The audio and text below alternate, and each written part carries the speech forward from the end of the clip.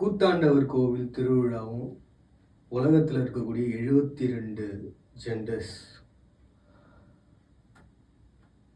இன்னைக்கு உலகம் முழுக்க பார்த்தீங்கன்னா கிட்டத்தட்ட 72 வகையான வேற்று பாலினத்தை சார்ந்தவங்கன்றவங்க இருக்கிறாங்க. இப்போ ஒரு ஆண் பெண் அந்த மாதிரி நம்ம இருக்கிற மாதிரி இந்த பாலினத்தினுடைய வேறுபாடுன்றது 72 வகைகள்ல இருக்கு.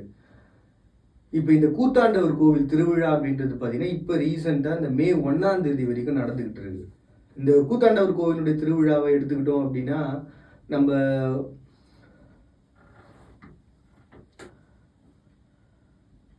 கூத்தாண்டவர் கோவில் திருவிழா உலகத்தில் 72 ஜெண்டர்ஸில் மக்கள். முதல்ல நம்ம ஸ்பிரிச்சுவலாக அப்புறம் சைக்காலஜிக்கலாக இது ரெண்டும் நம்மளுடைய வாழ்வையில் எந்த அளவுக்கு ஒரு ரசனையான ஒன்றா இருக்குது அப்படின்றது தான்.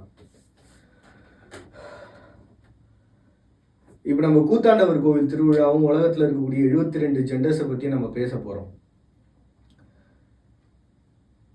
இப்போ நம்ம வாழ்ந்துக்கிட்டு இருக்க வாழ்க்கையில் நமக்கு தேவை உலக நாடுகளில் நடக்கக்கூடிய விஷயமா அப்படின்னு கேட்டால் அது நிச்சயமாக இல்லை அப்படின்னு சொல்லிட்டு போன எபிசோடில் நம்ம பார்த்தோம். அப்போ நம்மளுடைய ஹாப்பினஸ் என்ன அப்படின்றது பார்த்தீங்கன்னா கலாச்சாரத்துக்குள்ளே போகிறது. என்னுடைய ரசனை என்ன அப்படின்னு பார்த்தீங்கன்னா அந்த கலாச்சாரத்தில் இருக்கக்கூடிய இன்டெப்த்தான ஒரு கான்செப்ட் என்னங்கிறத தெரிஞ்சுக்கணும் அப்படின்ற ஒரு கான்செப்ட் தான். இது எப்பவுமே என்னை தேட வைக்கும். அந்த மாதிரி தான் இந்த கூத்தாண்டவர் கோவில் திருவிழாவை பற்றியான ஒரு இன்ஃபர்மேஷன்ஸை பார்க்கும்போது ஒரு பக்கம் ஸ்பிரிச்சுவலாக நம்ம யோசிச்சு பார்த்தோம் அப்படின்னா இந்த கதைகள்லாம் நம்ம இந்து மதத்தினை சார்ந்த கதைகள் அப்படின்றது ஏகப்பட்டது வரும். ஒரு புறம் பார்த்தீங்கன்னா அந்த ஒரு களபலி கொடுத்த ஒரு பர்சன் ஒரு தன்னுடைய இனம் காக்கிறதுக்காக தன்னுடைய நாட்டை காக்கிறதுக்காக நாட்டில் இருக்கக்கூடிய பவர்ஃபுல்லான ஒரு பர்சன் குருஷேத்திர போர் நடந்துச்சு, 3 வாரம் கொடுத்தாரு. இந்த மாதிரியான கான்செப்ட் எல்லாமே சுற்றி சுழன்று ஒரு கான்செப்டை உருவாக்கி அதுதான் பார்த்தீங்கன்னா கூத்தாண்டவர் கோவில் திருவிழா. அவருடைய உடல் பாகங்களை வந்து பார்த்தீங்கன்னா 9 விதமாக துண்டிச்சு 9 பகுதிகளில் வச்சுக்கிட்டாங்க அப்படின்ற மாதிரி நிறைய கதைகள் அப்படின்றது வரும். இதை வெறும் கதைகளாக பார்த்தோம் அப்படின்னா கதை. இன்னொரு புறம் பார்த்தீங்கன்னா நவகண்டம் கொடுக்கப்பட்டு தன்னுடைய உயிர் எப்படி வெளில வருதோ அந்த ஆத்மா எதுக்காக உயிர் விட்டுச்சோ அந்த கான்செப்டை அது முழுமையடைய செய்யும். இப்போ கொற்றவை அப்படின்னு சொல்லிட்டு ஒரு போர் கடவுள் இருக்காங்க நம்மளுடைய வரலாற்றில். அவங்க முன்னாடி வந்து பார்த்தீங்கன்னா ஒரு போருக்கு போகிறதுக்கு முன்னாடி ஒரு விஷ் வாங்கக்கூடிய ஒரு வழிபாட்டு முறை தான் கொற்றவையினுடைய வழிபாடு. அதுக்கப்புறம் நம்முடைய வரலாறுகள் எடுத்துட்டோம் அப்படின்னா ஒரு குறிப்பிட்ட இடத்துல ஒரு பெரிய பேர் வெள்ளங்கம் வருது, ஒரு இடமே வந்து அழிய போகுது, ஒரு நோயினால் பாதிக்கப்படுறாங்க, அங்கே இருக்கக்கூடிய மக்கள் அழிகிறாங்க, அதனால் நவபாஷணம் சிலை செஞ்சாங்க, தசபாஷணம் சிலை செஞ்சாங்க அப்படின்னு சொல்லிட்டு அந்த மாதிரி நிறைய கதைகளும் வரும்.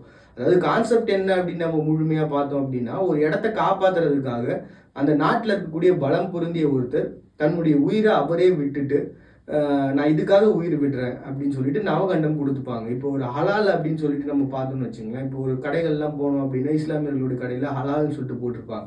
அப்படின்னா இறைவன்கிட்ட வேண்டிக்கிட்டு அந்த உயிர் வந்து வலி இல்லாமல் வெளில வருது அப்படின்னு அர்த்தம். அப்படி தன்னுடைய இனத்தை காப்பாற்றுறதுக்காக தன்னுடைய மக்களை காப்பாற்றுறதுக்காக போகக்கூடிய உயிர்ன்றது வலியை பார்க்காம அந்த காத்தல் தொழிலை பார்க்கறது அப்படின்றத பார்த்தீங்கன்னா அப்போதுலேருந்து இப்போ இருக்கக்கூடிய ஸ்பிரிச்சுவலாக நம்ம பார்க்குற ஒன்று. இது ஆசிவகம் அப்படின்னு சொல்லிட்டு நம்மளுடைய மூதாதையர்களுக்கும் முன்னாடி இருந்த அந்த பர்சன்ஸ் நம்ம இப்போது ஜீவன் அதாவது சீவன் வழிபாடுன்னு ஒன்று இருக்கு இல்லையா.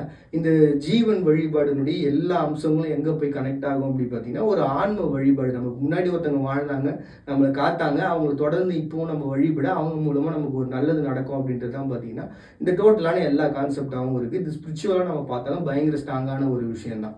அப்போ இந்த உலகத்தில் இருக்கக்கூடிய 72 ஜெண்டர்ஸாக இருந்தாலும் சரி, மானுடம் அப்படின்ற ஒரு கான்செப்டுக்குள்ளே வந்துட்டாங்க அப்படின்னாலே அவங்களுடைய குணங்கள் அப்படின்றது நமக்கு முன்னாடி வாழ்ந்தவங்களை ரெஸ்பெக்ட் பண்ணக்கூடிய ஒன்று. அவங்களை எவ்வளோக்கு எவ்வளோ நம்ம நினைக்கிறோமோ அவங்க கூட நம்ம இருக்கிறோமோ அவங்களுடைய சிந்தனைகள்ன்றது நமக்குள்ளே இருக்கோ அவங்க நம்ம கூடவே இருப்பாங்க அப்படின்ற ஒரு கான்செப்ட் தான் பார்த்திங்கன்னா ஆன்ம வழிபாடினுடைய ஒரு பேசிக். இதை நம்ம ஸ்பிரிச்சுவல்னு சொல்லிட்டு வச்சுக்கலாம்.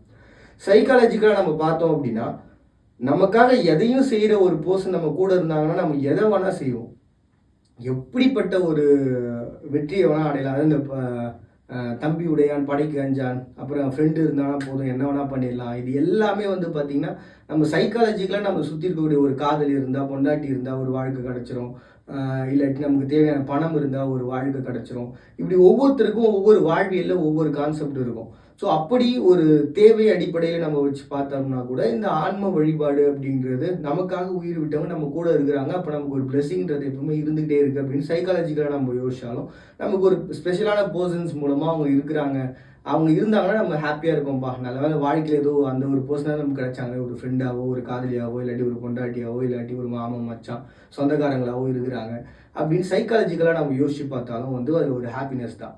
அப்போது நான் இந்த இடத்த நான் எப்படி ரசிக்கிறேன் அப்படின்னா, ஒரு சில வருடங்களுக்கு முன்னாடி அந்த கோவிலினுடைய திருவிழாவுக்கு போனேன். ஒரு முதல் டைம் போனப்போ அந்த இடத்துல யாருமே இல்லை, வெறும் ஒரே ஒரு கோவில் சின்னதாக வச்சுருந்தாங்க. அப்புறம் ஒரு 3 நாள் கழிச்சு அந்த இடத்துல ஷூட்டிங்காக நாங்கள் உள்ளே போகிறோம். கிட்டத்தட்ட ஒரு ஒரு 3 லட்சம் 4 லட்சம் மக்கள் ஒன்றா சூழ்ந்து அந்த இடத்துல நின்றுட்டு இருந்தாங்க. உள்ளே போய் சேர்றதுக்கே எங்களுக்கு ஒரு 5 மணி நேரம் டைம் எடுத்துக்கிச்சு. அந்த அளவுக்கு அவ்வளோ ரஷ் அப்படின்றது நடந்துச்சு. உலகத்துலேருந்து நிறைய பர்சன்ஸ் வராங்க. ஆனால் அங்கே போய் பார்த்தோம் அப்படின்னா பெரிய லெவலில் ஃபெசிலிட்டிஸ் அப்படின்றது ரொம்ப குறைவாக இருக்கும். ஏன்னா வருஷத்தில் ஒரே ஒரு நாள் தான் அங்கே வந்து திருவிழா நடக்குது. அந்த ஈவினிங் பார்த்தீங்கன்னா எப்படி இந்த கோவிலில் வந்து தெருக்கூத்து இந்த மாதிரி கான்செப்ட் நடத்துவாங்களோ அதே மாதிரி கூத்தாண்டவர் கோவிலினுடைய சுற்று வட்டார பகுதிகள்லாம் வந்து பார்த்தீங்கன்னா திருநங்கைகள் வந்து ஃபேஷன் ஷோஸு, அவங்க நடிக்கிறது, அவங்களுடைய வாழ்க்கையில் அவங்க முன்னாடி வந்தவங்களாம் யார் அப்படின்னு சொல்லிட்டு அதை பற்றியான ஒரு டிஸ்கஷன்லாம் பண்ணுறது அப்படின்னு சொல்லிட்டு ஒரு பக்கம் போயிட்டுருக்கோம். இன்னொரு பக்கம் இன்டெப்த்தாக போனோம் அப்படின்னா அவங்களோட சேர்ந்து இருந்தாங்க அப்படின்னா அந்த ஒரு இரவு அவங்களோட இருக்கும் பொழுது அந்த ஆண்டவன் கூடயே அந்த கடவுள், அதாவது எனக்கு கடவுள் தான் வந்து வரம் கொடுத்துட்டு போறாரு, அந்த கடவுள் கூடவே இருக்கிற மாதிரியான ஒரு ஃபீல் அப்படின்னு சொல்லிட்டு ஒரு உளவியல் சார்ந்த ஒரு கான்செப்டும் அந்த கிராமத்தினுடைய மறைமுகமான ஒரு பகுதிகளில் நடந்துகிட்டு இருக்க ஒன்றா இருக்கும். அங்கே ஒரு முறை நான் பார்த்தப்போ என்ன ஆச்சுன்னா அந்த ஸ்ட்ரீட்டே வந்து பார்த்தீங்கன்னா அவ்வளவு ஒரு என்ன சொல்கிறது, ஒரு நாட் க்ளீன் அப்படின்னு சொல்லிட்டு ஒரு க்ளீன் இல்லாமல் ஒரு ஃபீல் இருக்கும்ல, அந்த மாதிரியான ஒரு ஃபீல் இருந்துச்சு. ஓப்பனாகவே சொல்லணும் அப்படின்னா ஒரு அந்த காண்டம் பாக்கெட்ஸ் இருக்கு இல்லையா, இது எல்லாமே ரோட்லேயே அப்படியே கொட்டி வச்சுருந்தாங்க. நிறைய குழந்தைங்க வரக்கூடிய இடம், நிறைய பெரியவங்க இருக்கக்கூடிய இடம். ஸோ இது எல்லாமே வந்து அந்த இடத்துல நடக்கிற ஒரு விஷயம். ஒருத்தவங்கிட்ட விசாரிச்சப்போ இதெல்லாம் உண்மையாக பொய்யான்னு தெரியல. அதே மாதிரி அந்த ஃபாரினர்ஸ் வராங்க இல்லையா, ஸோ அவங்களுடைய பாதுகாப்பு அப்படின்றது ஒரு கேள்விக்குறியாக இருக்கிறதுனால கூத்தாண்டவர் கோவிலுக்கு வரக்கூடிய அந்த பர்சன்ஸோடைய எண்ணிக்கைன்றது குறைஞ்சி போச்சா. இதுக்கு ரீசன் என்னென்னா அந்த ஒரு நாள் இருக்கும்பொழுது இறைவனோடு இருந்து அந்த ஃபீல் கிடைக்கிறதுனால அவங்களுக்கு வாழ்க்கைன்றது ஒரு வரமாக கிடைக்கும் அப்படின்ற ஒரு கான்செப்ட்.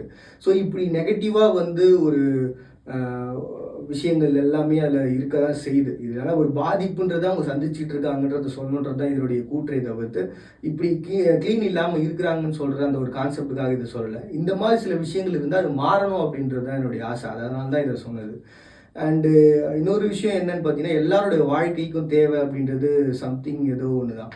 இப்போது என்னுடைய ஆசைன்றது இந்த மாதிரி ஒரு வீடியோஸ் யூடியூப் சேனல்ஸில் எடுத்து போட்டு அது மூலமாக ஒரு பெரிய டெவலப்மெண்ட்டை பார்க்கணும் அப்படின்றது தாண்டி என் லைஃப்பில் இந்த ஏஜுக்கு எனக்கு 33 வயசு ஆகுது. நான் இதுக்கு முன்னாடி ஒரு 27 வயசில் வந்து நான் விஜய்க்காக ட்ரை பண்ணுறேன், ஒரு ஆக்டிங்காக ட்ரை பண்ணுறேன் அப்படின்னா அதில் ஒரு நியாயம் இருக்கும். அதில் ஒரு அப்போ நம்ம அதில் அமௌண்ட் சம்பாதிச்சு படிப்படியாக மேலே வந்துடலான்ற ஒரு எண்ணம் இருக்கும். 33 வயசுக்கு அப்புறம் நம்ம என்னடா பண்ணுறது அப்படின்றது. இப்போ ஜென்ரேஷன் கேப்னு ஒரு விஷயத்த சொல்கிறோம் இல்லையா நம்மளுடைய அப்பா அம்மாவுக்கு. காரணம் என்னென்னா அவங்க வாழ்ந்த காலகட்டம் ஒன்று, நம்ம வாழ்ந்த காலகட்டம் ஒன்று. இப்போ என்னுடைய வாழ்க்கையில் வந்து பார்த்திங்கன்னா என்னோட நீடு என்ன அப்படின்னு நான் எடுத்துக்கிட்டேன்னா, இப்போ நான் ரெக்கார்ட் பண்ணிக்கிட்டே இருக்கும்போது இதுக்கு முன்னாடி இதை விட நல்லா பெஸ்ட்டாகவே ஒரு விஷயங்கள் டெலிவரி ஆச்சு. பட் ஆனால் அது வந்து ரெக்கார்ட் ஆகாமல் மெமரி இல்லாமல் போயிடுச்சு. இந்த 33 வயசில் நான் தேடுறது இதுக்கு முன்னாடி ஒன்று ஒன்றா தேடிட்டே வந்து ஆக்டிங்லேருந்து ஸ்கிரிப்ட் ரைட்டிங்லேருந்து ஷார்ட்டாக சொல்லணும்னா அந்தந்த காலகட்டத்துக்கு ஏற்ற மாதிரியான ஒரு முயற்சின்றது இருந்தால் மட்டும்தான் நம்ம வாழ்க்கையில் சக்ஸஸ் பண்ண முடியும். அப்படி பார்த்தா நான் எனக்கு ஒரு 1.48 கோடி எனக்கு கிடைச்சிது அப்படின்னா ஆஸ்கார் அவார்ட் வாங்குற அளவுக்கான ஸ்கிரிப்டெல்லாம் நான் எடுத்து எழுதி வச்சு தண்டத்துக்குன்னு இருக்கு. ஒருவேளை எனக்கு அந்த பணம் கிடைச்சிது அப்படின்னா நிச்சயமாக ஒரு நாள் அந்த ஆஸ்கார் அவார்டு அப்படின்ற ஒரு இடத்துல போயிடுவேன். ஏன்னா இப்போ நான் ட்ரை பண்ணுறது அப்படின்னா ப்ரொடியூசரை தான் ட்ரை பண்ணிகிட்டு இருக்க முடியும். ஸோ அதனால தான் ப்ரொடியூசர்ஸ் ட்ரை பண்ணிக்கிட்டு இருக்கேன். ஒரு 1.48 கோடி கிடச்சிது அப்படின்னா அடுத்தடுத்து என்ன பண்ணுன்றதுக்கான ஃபுல் டீட்டெயிலான ப்ராசஸ் அப்படின்றது இருக்குது. ஸோ இந்த சேனல் உங்களுக்கு பிடிச்சிருந்தா லைக் பண்ணுங்கள், கமெண்ட் பண்ணுங்கள், ஷேர் பண்ணுங்கள்.